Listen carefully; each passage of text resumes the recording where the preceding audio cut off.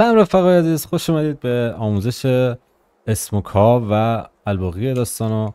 اومدیم مپ داست و قسمت قبلی بهتون یاد دادم که چجوری از اینجا در رو جوری اسموک کنید که بتونید راحت بزنید.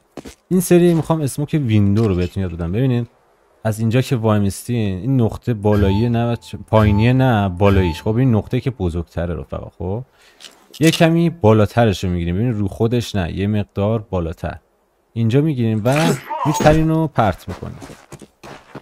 بریم ببینیم چجوری افتاد. ببینید رفقا دقیقا پوشونده شد. یعنی اگر هر کسی که اینجا خط داشته باشه واسه شما که از حالا از التی میان از هر جا میان دیگه نمیتونه شما رو ببینه و بزنه. اگر هم از این قسمت رد بشه و بیاد داخل، شما راحت میتونید ببینینش و بزنید. خیلی ممنون که تماشا کردین رفقا. تا آموزش بعدی، خدا نگهدار.